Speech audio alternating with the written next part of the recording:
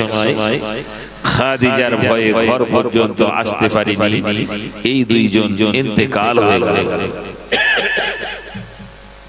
একই বছর।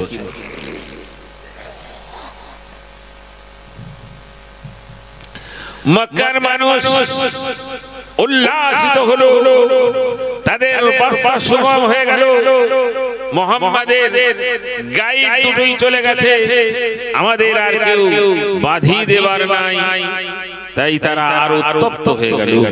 হযরতে যায়েদকে নিয়ে তায়েফে গিয়েছিলেন, সেখানকার মানুষ প্রথম প্রথম মেনে নিয়েছিল। তারপরে তারাও আবু জেহেলের হুঙ্কানিতে তারাও উল্টো হয়ে গেল। ইতিহাস আপনারা শুনেছেন, নবীকে রক্তাক্ত করে ছেড়েছে তারা। তায়েফ থেকে বাড়ি ফিরেছে, মনটা খুবই নাজুক, ঘরে প্রবেশ করতে পারে না, সন্ত্রাস অন্তঃকরণে আছে। ইতিহাসের পাতায় যখন আপনি চোখ রাখবেন, আপনার চোখে পানি আপনি ধরে রাখতে পারবেন না। আল্লাহর নবীর ভয়াবহ বিষয় সেই সময়, যে দারুণ একটা সংখ্যায় আমার রাসূল উম্মে হানির ঘরে রাত্রে যাপন করছে। মনে কষ্ট হয়েছে, অনেক হাঁটতে হয়েছে, অনেক ক্ষুধা নিবারণ করার কিছু মেলেনি, পানি মেলেনি, কষ্ট হয়েছে, ক্লান্ত হয়েছে। তায়েফ থেকে ফিরে এসে একটু বিশ্রামে দরজার কাছে কি যেন আওয়াজ দিচ্ছে, ইয়া রাসূলুল্লাহ, দাঁড়া, উঠুন। কুদরত আল্লাহ তাআলার কৌশল কি বুঝে জগতের মানুষ।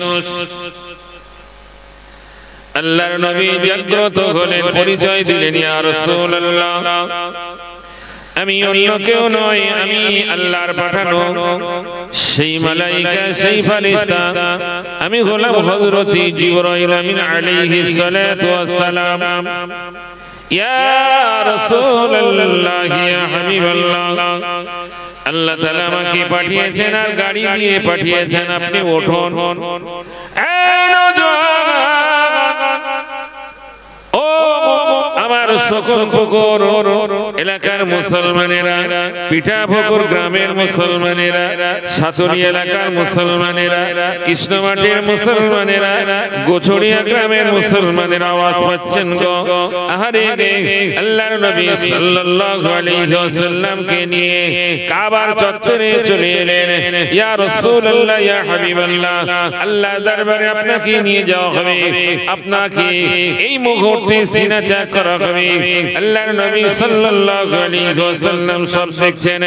ও যুবক নওজোয়ান, যদি কেউ বলে নবী পাকের সিনা চাক হয় না, নবী পাকের বক্ষ বিদারণ করা হয়নি, ওই মানুষটি মিথ্যুক হয়ে যাবে, ওই মানুষটি বেঈমান হয়ে যাবে, ওই মানুষটি হাদিসের খেলাফ কথা বলল, ওই মানুষটি খোদাদ্রোহী হয়ে যাবে, ওই মানুষটি রাসূলের দ্রোহী হয়ে যাবে। যদিও সে ইন্টারন্যাশনাল কেউ হোক না কেন, তাকে আমি বলবো, ভাই তুমি বুখারী শরীফের কিতাবুস সালার প্রথম নাম্বার হাদিসটা খুলে দেখো। আল্লাহর নবী মেরাজের কথা বলতে বলতে বললেন, আমাকে কাবার চত্বরে নিয়ে আমার বুকটা বিদরণটা, আমার বুকটাকে ফেলে দেওয়ার পরেতে জমজম পানি দিয়ে আমার ভিতরটা পরিষ্কার করে দেওয়া হলো, আর ইলমের নূরটা আমার ভিতরে দিয়ে দেওয়া হয়। জোরে বলে, আরো জোরে বলে সুবহানাল্লাহ। কুদরত আল্লাহ তাআলার কৌশল, জগতের মানুষ তোমাদেরকে পরিচয় করিয়ে দেব। আমি আল্লাহ স্বয়ং বলছি সূরা বনী ইসরাঈল, কোরআনুল কারীমের মধ্যে 15 পারা। এই বনী ইসরাঈলের প্রথম আয়াতটা হলো জগতের মানুষের কাছে এই মিরাজ সম্পর্কে জেনে নেওয়ার বিষয় রয়েছে। সুবহানাল্লাযী আসরা বিআবদিহি লাইলান মিনাল মাসজিদিল হারাম ইলাল মাসজিদিল আকসা, সেই সত্তা যিনি পবিত্র, যার কোন বিষয়টা মানুষের বোধগম্য বিষয় থাকে না। আল্লাহ পাক নিজের পবিত্রতা বর্ণনা করবার পরে পরে নিজের হাবিব মুহাম্মদ রাসূলুল্লাহ সাল্লাল্লাহু আলাইহি ওয়াসাল্লামকে বান্দা বলে ঘোষণা দিলেন, আমার বান্দা সুবহানাল্লাযী ইয়াসরা, আল্লাহর পবিত্রতা, সেই সত্তার পবিত্রতা যিনি রাত ওই রকম ভাবে ভ্রমণ করিয়েছিলেন তার বান্দাকে অজীব কোথা থেকে কোথায় আল্লাহর নবীকে মসজিদুল হারাম কাবা শরীফ থেকে আর জেরুজালেমের মসজিদ আকসা পর্যন্ত আল্লাহর নবী সাল্লাল্লাহু আলাইহি ওয়াসাল্লামকে সশরীরে জেরুজালেমের মসজিদ আকসায় পৌঁছে দেওয়া হয়। জগতের মানুষ যদি কেউ বলে যে এটা স্বপ্ন যুগে হয়েছিল, সেটাও তার জন্য সত্য কথা হবে। যদি কেউ বলে আল্লাহর নবীর মেরাজটা সশরীরে ওই রকম জাগ্রত অবস্থায় হয়েছিল, সেটাও সত্য হবে। কারণ বুখারী শরীফের অপর জায়গায় রওয়ায়াত এসেছে, আল্লাহর নবী বলেন রাতের অন্ধকারে স্বপ্নের মধ্যে দুইজন আমাকে নিয়ে জানো যায়, এরকম জান্নাত দেখিয়ে দেওয়া হয়, জাহান্নাম দেখিয়ে দেওয়া হয়। জাহান্নামের বর্ণনা করলেন, জান্নাতের বর্ণনা করলেন। আমি ফেরেশতা দুইজনকে জিজ্ঞাসা করলাম, আপনারা যে উপরের জান্নাতটার কথা বলছেন, এটা বিষয় বলছে ওই জান্নাতটা আল্লাহ তাআলা আপনার জন্য তৈরি করে রেখেছে। বলছে যদি ওই জান্নাতে আমাকে না যেতে দেওয়া হয় তাহলে বুঝি কি করে। ওই সময় হযরত জিবরাইল, হযরত মিকাইল আলাইহিস সালাতু ওয়াস সালাম বলেছিলেন ওটা তো আপনার জগৎ থেকে পর্দা নেওয়ার পরে দেওয়া হবে। এখন যদি আপনাকে ওই জান্নাতে প্রবেশ করতে দেওয়া হয় তাহলে দুনিয়া থাকবে না, দুনিয়া ধ্বংস হয়ে যাবে। ইয়া রাসূলুল্লাহ, ইয়া রাসূলুল্লাহ, ইয়া হাবিবাল্লাহ, ওই জান্নাতের দরজাটা আপনি একবার দেখে রাখুন। আল্লাহ তাআলা জগৎ থেকে আপনাকে যখন পার করবে, মুনতাকিল করবে, পরিবর্তন করবে, এই জান্নাতের সুগন্ধ আপনাকে পাইয়ে দেবে। জোরে বলেন, আরো জোরে বলেন সুবহানাল্লাহ। এটা স্বপ্ন যুগে হয়েছে।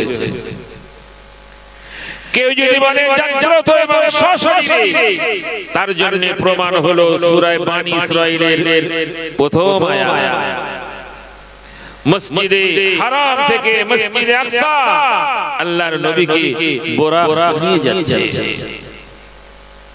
আপনার জন্য শিক্ষা আছে, আপনার জন্য সুসংবাদ আছে, আপনার জন্য গাইড আছে। এইখান থেকে আপনাকে শিক্ষা নিতে হবে, জিন্দেগির মোড় ঘুরিয়ে ফেলতে হবে। একটু দরুদ শরীফ, আল্লাহুম্মা সাল্লি আলা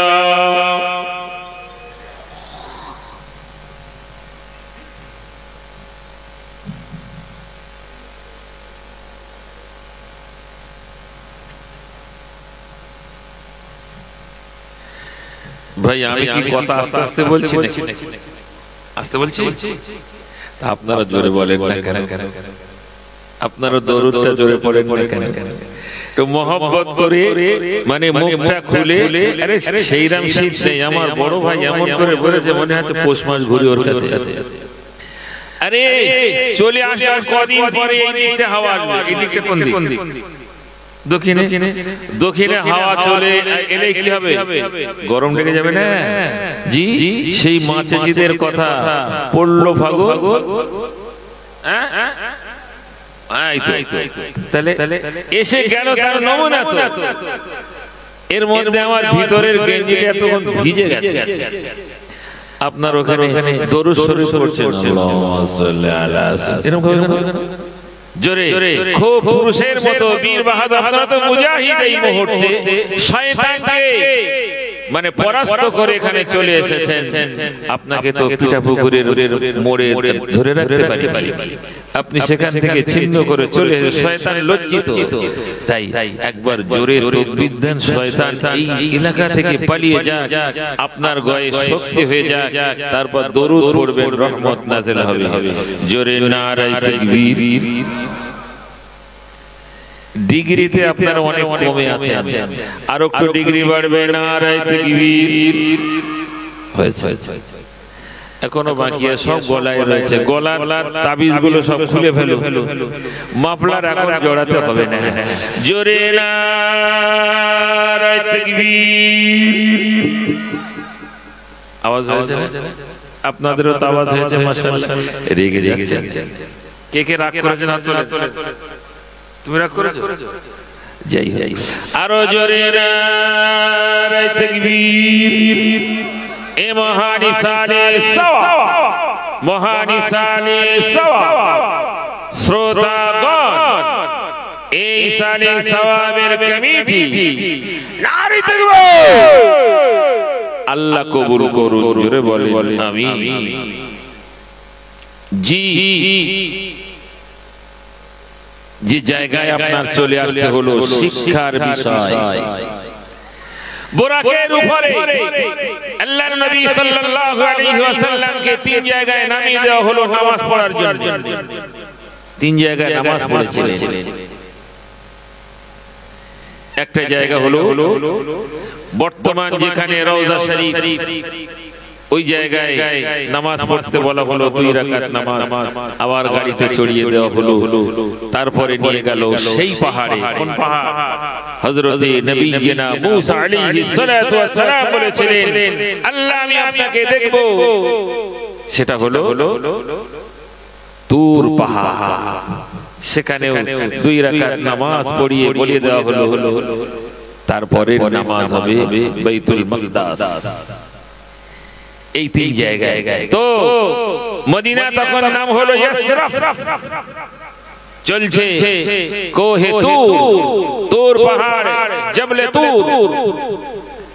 এখানে নামাজ পড়ার পরে এবার চলছে বাইতুল মাকদাসের দিকে। একজন সুপুরুষ, সুপুরুষ নয় নারী, সুন্দর নারী দাঁড়িয়েছে, আপনাকে যেতে দেওয়া হবে না। মরণ কান্না কাঁদছে, মনে হয় সে কেউ মারা গেছে। আল্লাহর নবী জিজ্ঞাসা করলেন, ভাই জিবরাইল কে? বলছে লা হাওলা, পুরো না কিছু। তারপরে একদল মানুষ বের দিয়েছে, আপনাকে যেতে দেওয়া হবে না। অজানা আছে না রাস্তায়, আপনাকে যেতে দেওয়া হবে না। আপনাকে বড় মহব্বত করি, আপনি ফিরে যান। আল্লাহ রাসূল বললেন, ভাই জিবরাইল এরা কারা? বলছে আগে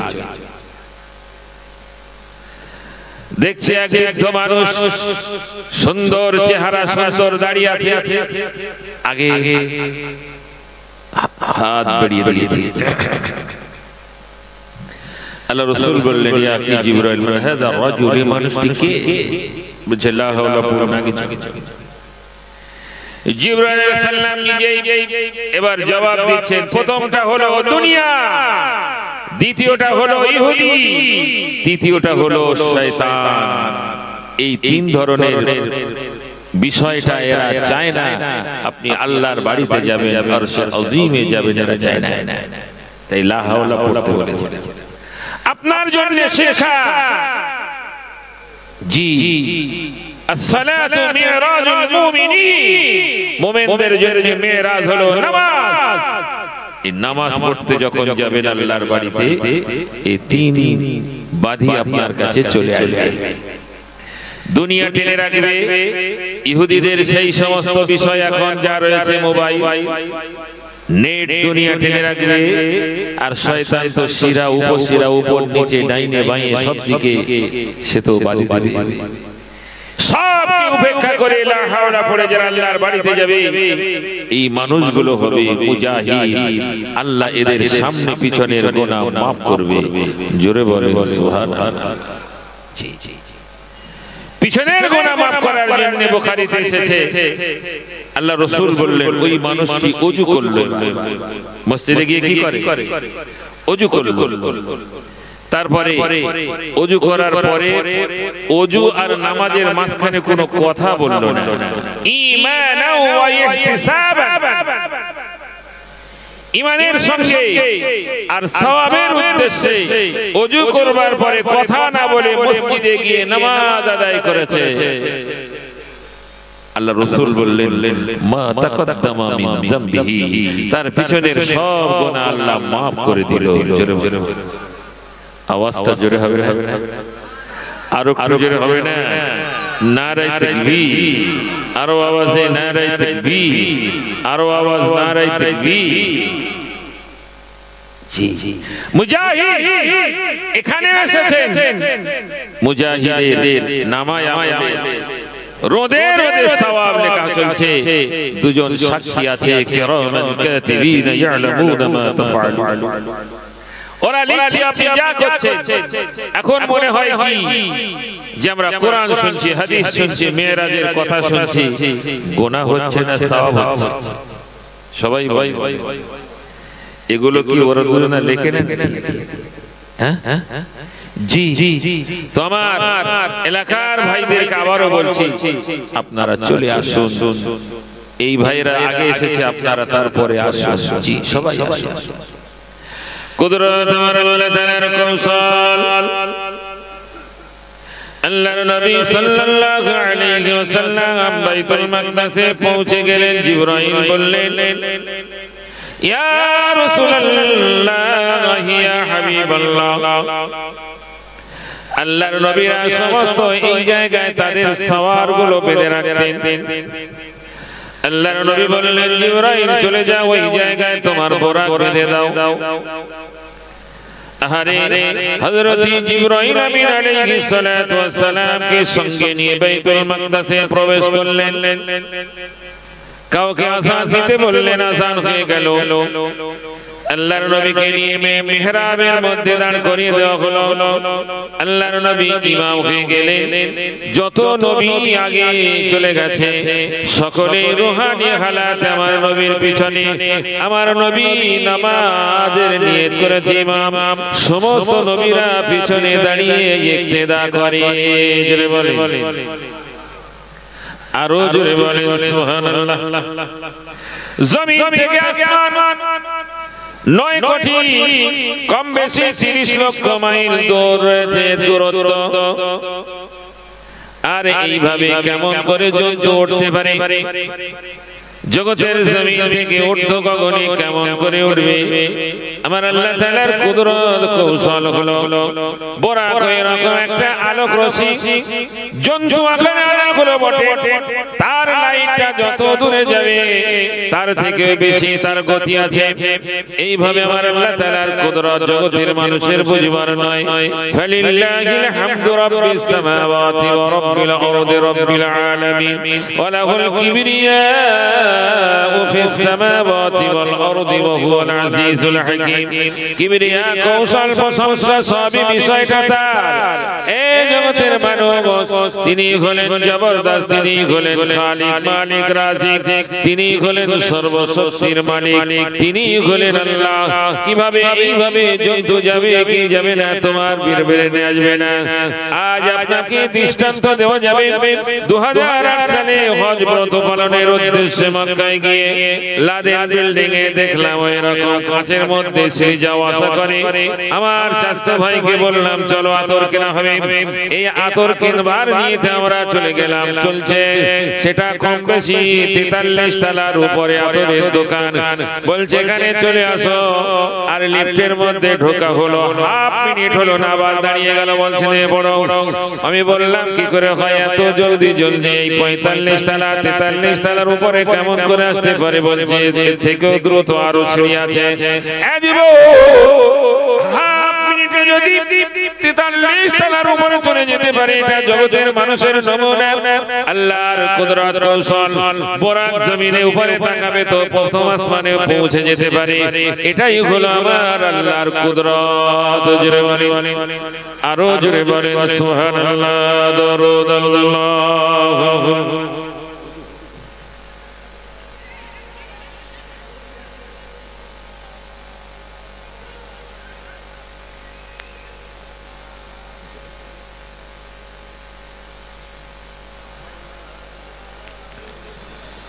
Allahumma salli ala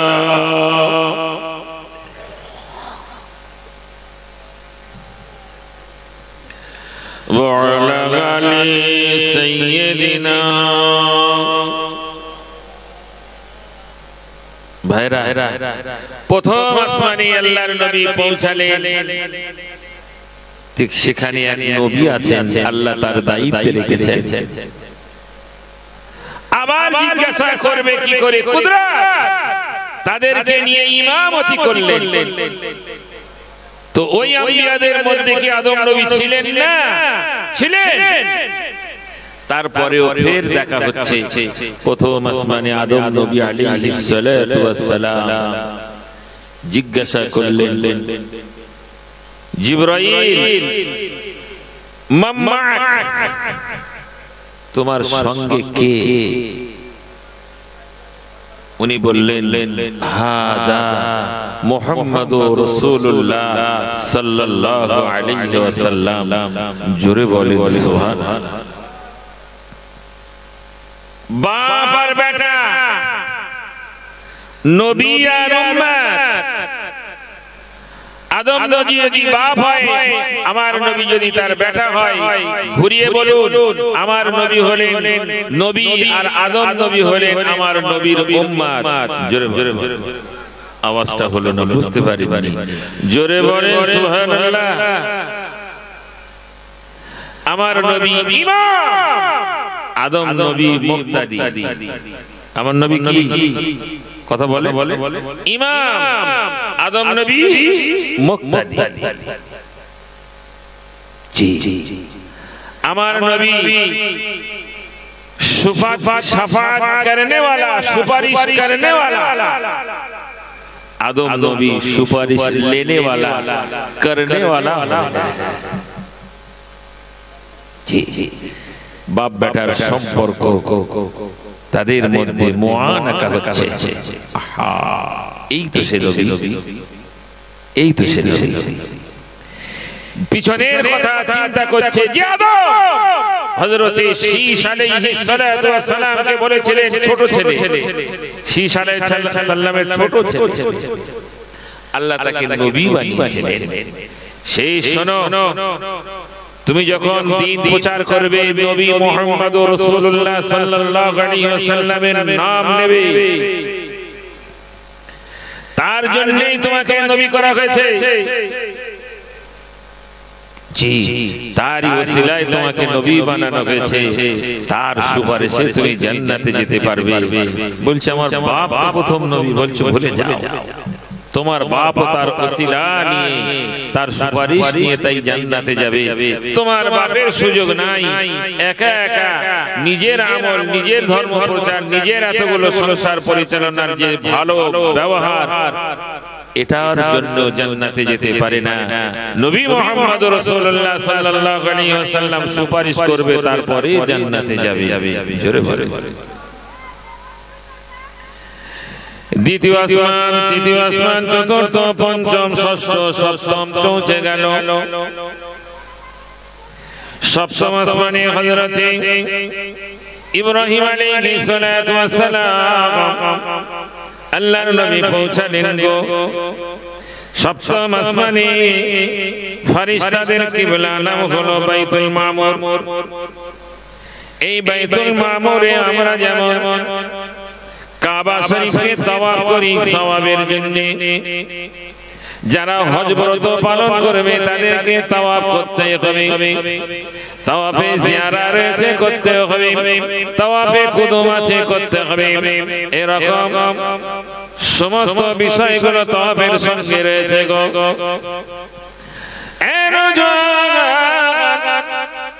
আল্লাহর ফেরেশতারা একসঙ্গে তাওয়াফ করে, বাইতুল মামুর তাওয়াফ করে। ৭০,০০০ ফেরেশতা জিন্দেগি জীবনে একবার তাওয়াফ করবে, আর কোনোদিন তাওয়াফ করতে পারবে না। তারপরে আসবে আবার ৭০, তারা চলে যাবে। ওই ৭০-এর আর জীবনে সুযোগ হবে না। আবার আসবে ৭০,০০০, তাদেরও চলে যাবে, আর জীবনে সুযোগ হবে না। ও মুসলমান, তুমি একবার নয়, দুইবার নয়, তিনবার নয়, তুমি যদি জিন্দেগিতে মনে করো খোদার কাবা তাওয়াফ করো বছরে বছরে বছরে, যদিও তোমার সম্ভব হয় তুমি যেতেই পারবে। এ যুবক, এইটা নাই ফেরেশতাদের কিবলা বাইতুল মামুর, তারা বারবার তাওয়াফ করবে, হবে না। আল্লাহর নবী সাল্লাল্লাহু আলাইহি ওয়াসাল্লাম বাইতুল মামুরে প্রবেশ করে 2 রাকাত নামাজ আদায় করে। জোরে বলে, আরো জোরে বলেন সুবহানাল্লাহ। আল্লাহর নবী বাইতুল মামুর থেকে বার হলেন, দেখে একজন সুন্দর চেহারার মানুষ ওই বাইতুল মামুরের দেয়ালের গায়ে হেলান দিয়ে বসে আছে। একদিকে সুন্দর সুন্দরী বাচ্চাগুলো বসে আছে, তাদের চেহারায় নূর ঝলক দেয়। আর বাম দিকে দেখতে পায় কালো এবং ওই রকম মুখটা মলিন, তাদের মুখে কোনো রকম লাবণ্য নাই, তারা মাথা নিচু করে বসে আছে। আল্লাহর নবী জিজ্ঞাসা করলেন, আব্বাজান হযরত ইব্রাহিম আলাইহিস সালাতু ওয়াস সালামকে আব্বা বলে সম্বোধন করলেন। আল্লাহ তাআলা জগতের মুসলমানদেরকে বলে দিলেন, মিল্লাতা আবিকুম ইব্রাহিম হুয়া সাম্মাকুমুল মুসলিমিন। ও জগতের মুসলমানেরা, আমি আল্লাহ বলে দিলাম তোমাদের ধর্মীয় পিতা যদি কেউ হয়, তিনি হলেন আমার খলিল ইব্রাহিম। জোরে বলেন, আরো জোরে বলেন সুবহানাল্লাহ। একটা আব্বার সঙ্গে প্রথম দেখা হলো আদি পিতা হযরত আদম, আর সপ্তম আসমানে দেখা হচ্ছে হযরত ইব্রাহিম আলাইহিস সালাতু ওয়াস সালাম, যিনি হলেন ধর্মীয় পিতা। আল্লাহ শিখিয়েছেন, মুসলমান তুমি ভারতবাসী, সেই জন্য তোমাকে শিক্ষা দেওয়া হবে জাতির জনক অন্য কেউ। আহারে, যদি তুমি ধর্মীয় বিষয়টা না রেখে আর এই রকম তোমার এই দেশে বসবাস করতে হয় বলে যদি তোমাকে সেটা মুখে বলতে হয় জাতির পিতা মহাত্মা গান্ধী, সেটা তুমি বলবে বটে, কিন্তু তোমার আকীদা, তোমার বিশ্বাস, তোমার ঈমান হবে মিল্লাত আবিকুম ইব্রাহিম হুয়া সাম্মাকুমুল মুসলিমিন। তোমার ধর্মীয় পিতা আল্লাহ বানালেন হযরত ইব্রাহিম আলাইহিস সালাম, তাই তোমার জাতির জনক হলো ইব্রাহিম আলাইহিস সালাম। জোরে বলে, আরো জোরে বলেন সুবহানাল্লাহ।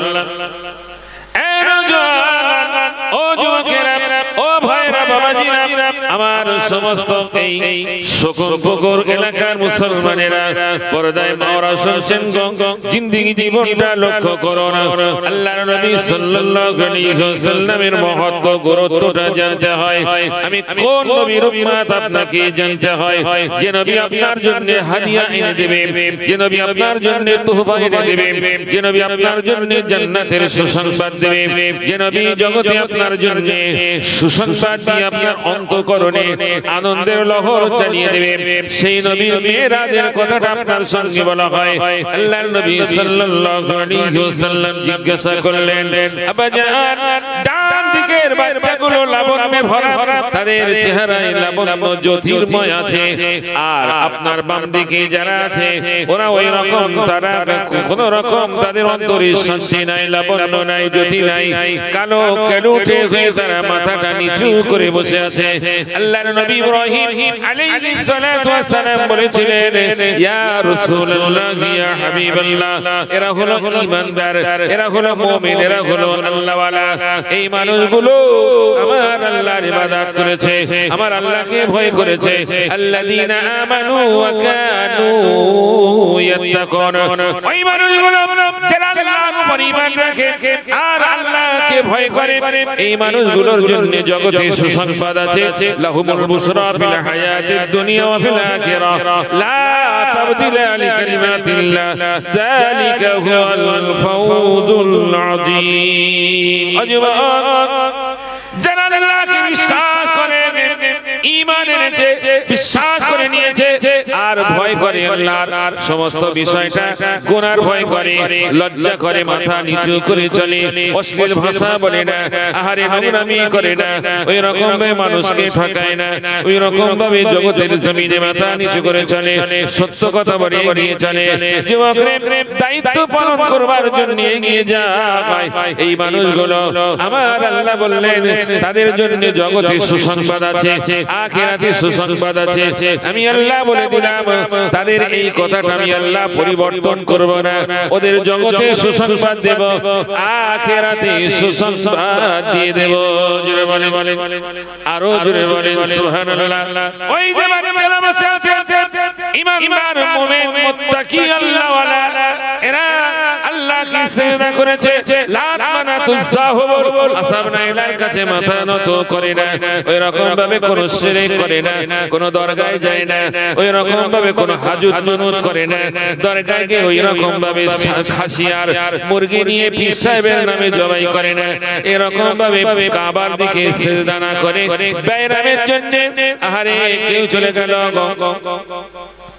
কোথায় বামন মোল্লা শাকসহ, আবার কেউ আছে ভাঙড়ে সুফি কি নাম আজগার আলী রহমাতুল্লাহ আলাইহি, আবার কেউ আছে হাড়ওয়াই পীর গোলাজান আব্বাস আলী, এই সব জায়গায় মুরগি নিয়ে যায়, হাঁস নিয়ে যায়, খাসি নিয়ে যায়, আর গিয়ে পীরের নামে জবাই করে, হাজত করে, মানত করে। শুনে না, কোরআন বলছে ইন্নামা হাররামা আলাইকুমুল মাইতাতা ওয়াদ-দামা ওয়া লাহমাল খিনজির ওয়া মা উহিল্লা বিহি লিগাইরিল্লাহ। যেমন সুদ হারাম, শুকরের গোশত হারাম, মদ হারাম, ওই রকম ভাবে আল্লাহর নাম ব্যতীত অন্য কারো মাখলুকের নামে যদি জবাই করো, ওই রকম শুকরের গোশতর মতো হারাম হয়ে যাবে তোমার পশু মুরগি, ওই রকম শুকরের মতো হারাম হয়ে যাবে তোমার গোয়ালের ছাগল। তুমি নিয়ে গেছো আর পীর গোলাজান আব্বাস আলী বলে জবাই করো, সঙ্গে সঙ্গে শুকরের গোশত আর ওই খাসির গোশত কোনো পার্থক্য নাই। ওমা উহিল্লা বিহি লিগাইরিল্লাহ। মায়েরা বোনেরা বেটিরা, জিন্দেগি জীবনে ভাঙড়ের বিষয়টা কোনো ওয়াজ নসিহত জিয়াউল হকের হয়েছে তো একটু শিরক বিদআতের বিষয়টাই বলতে হয় গো। কত দুধ বিবি, চাঁদ বিবি, মধু বিবি, বনু বিবি, এই রকম দরগায় দরগায় দরগায় ভরপুর ছিল। আল্লাহর অশেষ রহমত, এখন ভাঙড় এলাকায় সব পরিষ্কার হয়েছে, আল্লাহ ওয়ালা হয়েছে, মসজিদে যাওয়া শুরু হয়েছে। আর তাদের বলে দেওয়া হলো, চাওয়া পাওয়া যদি হয়, আল্লাহর নামাজ পড়বার পরেতে পাটিতে হাত তুলে আল্লাহর সঙ্গে কন্টাক্ট করো, তোমার বাইরাম আল্লাহ সারিয়ে দেবে, তোমার রুজির মালিক আল্লাহ তোমার রুজি বাড়িয়ে দেবে, তোমার সম্মানের মালিক আল্লাহ তোমার সম্মান দিয়ে দেবে। জোরে বলে আরো জোরে বলেন সুবহানাল্লাহ। কুদরত আমার আল্লাহ তাআলার কৌশল, ওই সমস্ত বাচ্চাগুলোর দিকে লক্ষ্য করে, তাদেরকে এরকম ঠোস ঈমানের দিকে লক্ষ্য করে বলা হলো, এরা কোনো শিরক করে না, আল্লাহ ছাড়া কাউকে মাবুদ মানে না, সেই জন্য আল্লাহর শরীরে এরকম জ্যোতি দিয়ে দিয়েছে। আমার এই সন্তানগুলো সব জান্নাতি, আর এরা ওই রকম চোরটা চিটিংবাজ, এরকম ভাবে তারা সুদখোর, মদখোর, জুয়াখোর, ব্যভিচারী, আরো বিষয়গুলো তাদের নোংরামি, বাদরামি, শয়তানি, রাহাদানি থেকে শুরু করে নিয়ে এদের মধ্যে আত্মকলহ ভরপুর ছিল, জালেম ছিল, যার কারণে এরা কবর গহীনে ওই রকম শাস্তি পেয়েছে। তারপরে জায়গায় তাদের পুড়িয়ে তোলা হয়েছে, এদের জন্য কোন রকম সুপারিশ নাই, এই মানুষগুলো জাহান্নামী হয়ে যাবে। আহারে আল্লাহর নবী সাল্লাল্লাহু আলাইহি ওয়াসাল্লাম ব্যতীত হলেন না জানি আমার কোন উম্মতের মধ্যে থাকতে পারে। আল্লাহর নবী সাল্লাল্লাহু আলাইহি ওয়াসাল্লামকে বার বার ডাক দেয়া রাসূল